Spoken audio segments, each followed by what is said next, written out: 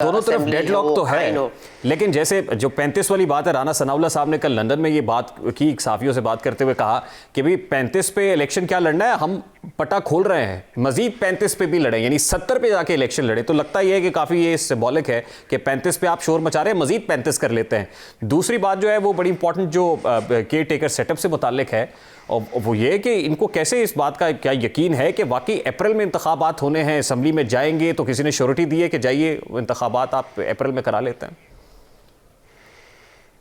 मेरा ये ख्याल है कि ये तासुर दिया जा रहा है कि कहीं ना कहीं कोई बातचीत चल रही है, या कोई ऐसे लोग या हल्के या जो मुख्तदर हल्के हैं वो बैठ के बात कर रहे हैं कोई, और ये उनको गारंटी दी जा रही है। मेरा नहीं ख्याल इस बात में कोई सच्चाई है।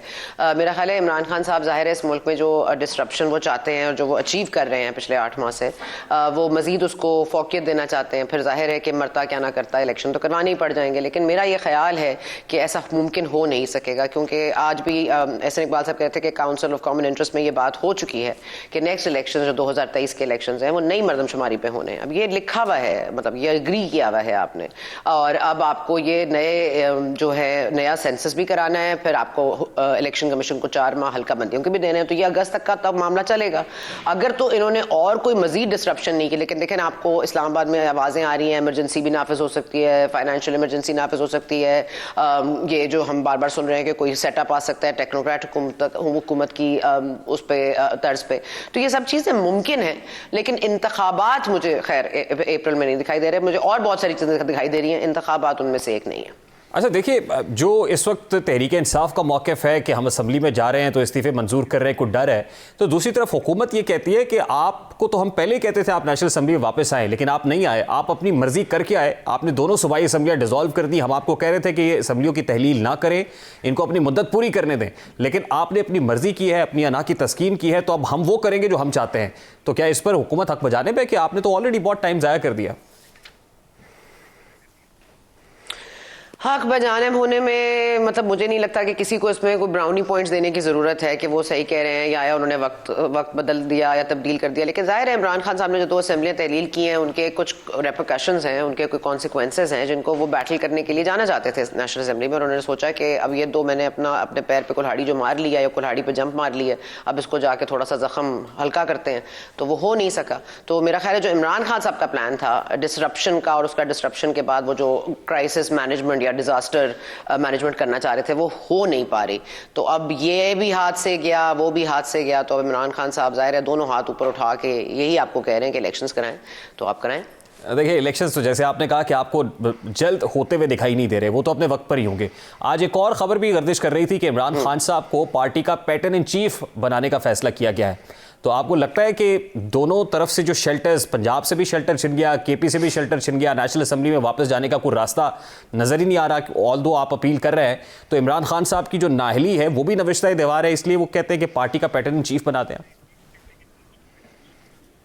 आप इनके दौरा मयार इससे अंदाज़ा कर लीजिए कि देखिए ना, आप निगरान जो सेटअप का मामला चल रहा है पंजाब का, उसमें परवेज़ इलाही साहब ने ना सिर्फ ये कहा कि हम सुप्रीम कोर्ट जाएंगे, मतलब अभी मामला गया नहीं है इलेक्शन कमीशन, लेकिन उन्होंने कह दिया कि इलेक्शन कमीशन अगर मामला गया और इलेक्शन कमीशन तो रोज़ इन पे केसेस बना रहा है, तो हम तो सुप्रीम कोर्ट चले जाएंगे उस फैसले के खिलाफ। भाई अल्लाह के वास्ते सुप्रीम कोर्ट कहाँ से आ गई, हर बार आप सुप्रीम कोर्ट चले जाएंगे? अच्छा जी, गैर आईनी इकदाम करें, हम सुप्रीम कोर्ट चले जाएंगे। उन्होंने कहा हम जो भी ये वजीर आला नामजद करेंगे इलेक्शन कमीशन से, जो नाम आएगा, इन्होंने अखज़ कर लिया है कि वो नाम इनकी का नहीं होगा, तो हम उसको चलने नहीं देंगे।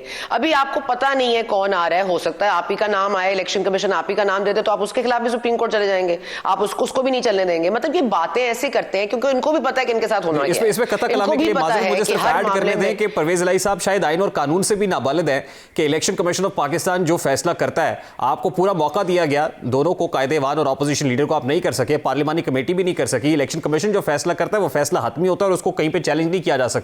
हसन अस्करी साहब के मामले में चैलेंज करने की कोशिश की गई थी, फायदा फूदा कोई नहीं हुआ था, तो शायद ये आइन और कानून से भी नाबलद है कि उसको चैलेंज करने का कोई फायदा नहीं होगा। देखें, अगर उनकी गुफ्तगू सिर्फ इमरान खान साहब को खुश करने के लिए है तो फिर तो वो आइन और कानून से ही बालातर रहेंगे ना, क्योंकि जाहिर है कानून और आइन में रह के बात करेंगे तो इमरान खान साहब की मर्जी की बात कैसे होगी। मतलब रेहान, ये तो सोचने वाली बात है ना। मतलब अगर आपने इमरान खान साहब के मंजूर नजर रहना है तो आपको आइनी और कानूनी बात तो बिल्कुल नहीं करनी है, क्योंकि वो तो नहीं मानते इसको। आप ये देखिए, इलेक्शन कमीशन को जो नहीं मानता, वो कह रहे हैं कि जी वो फैसला नहीं कर सकते, इसके लिए उन्होंने सिंध हाईकोर्ट का दरवाजा खटखटा लिया, पंजाब चले गए, बताओ आपने लाहौर हाईकोर्ट का खटखटा लिया, आप इस्लामाबाद हाईकोर्ट में लेकर चले गए, सुप्रीम कोर्ट। अब आपने ऐसी बात की है कि इमरान खान साहब को प्लीज करने के लिए सब कुछ कर रहे हैं, शायद इनको ये भी नहीं पता है कि इमरान खान को जिसने खुश किया है, मतलब आउट ऑफ द बॉक्स जाके किया, जहांगीर तरीन ने अपनी जितनी जमा पूंजी थी शायद वो इमरान खान पर निछावर कर दी, अलीम खान ने क्या क्या नहीं किया, फौजिया कसूरी ने क्या क्या नहीं किया, अकबर एस बाबर आपके बानी रहनुमा थे, जस्टिस जज वजीउद्दीन, मतलब कितने लोग हैं, उन्होंने प्लीज करके देखा। इमरान खान तो मोहसिन खुश है, क्या ये भी चौधरी परवेज लाई साहब को अभी इस बात का इदराक नहीं हुआ?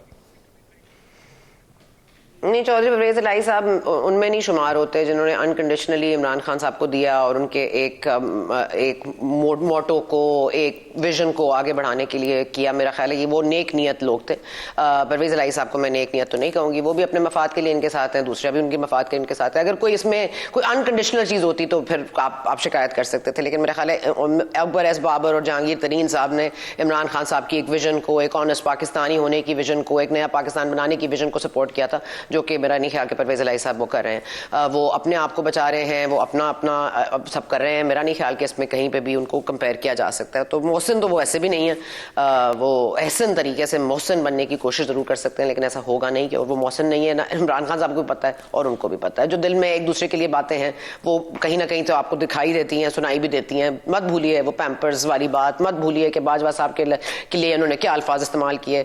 मतलब जिस आदमी को वो अपना अज़ली दुश्मन समझते हैं इमरान खान साहब, वो उनकी साइड लेते हैं।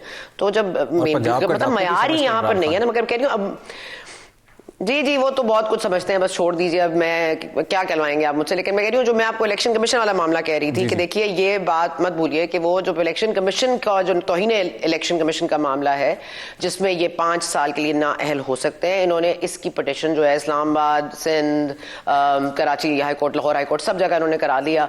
और इनको फिर सुप्रीम कोर्ट ने भी कहा कि इलेक्शन कमीशन एक ऑटोनमस बॉडी है और वो हक रखती है कि वो अपना तौहीन इलेक्शन कमीशन का फैसला दे सकती है। तो अब इमरान खान साहब को एक तो ये डर है, फिर टेरियन का केस भी है। तो अब आप ये मत सोचिए कि सिर्फ इंतखाबात ही होंगे, आप ये भी देखिए कि अगर वो नाअहल हो गए तो फिर इंतखाबात कौन लड़ेगा। वो 35 और 70 पे असद उमर साहब लड़ेंगे और सदर बना रहे हैं परवेज इलाही साहब को। तो मेरा ख्याल है बाकी तो सब चने भुनने आए थे यहाँ पे।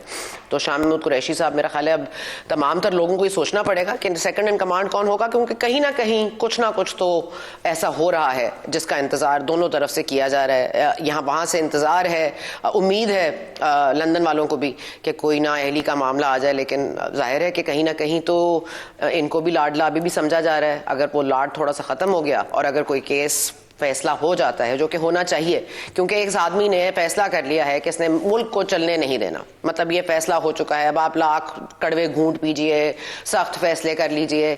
एक आदमी ने एक अफरा तफरी मचाई हुई है। आप देखिए 2000 पॉइंट्स गिर गया कराची स्टॉक एक्सचेंज सिर्फ इस बात के बाद कि आपने खैबर पख्तूनख्वा और पंजाब असेंबली को गिराया, क्योंकि एक अदम इस्तेहकाम आप ही पैदा कर रहे हैं इस मुल्क में, कोई और नहीं पैदा कर रहा, आप ही पैदा कर रहे हैं। और एक आदमी जो इस जिद पर है कि मैंने अदम इस्तेहकाम मनाना है जब तक मैं नहीं आ जाता पावर में, या तो उसको पावर दे दीजिए या फिर उसको फारिग कर दीजिए, दोनों चीजें तो नहीं हो सकती।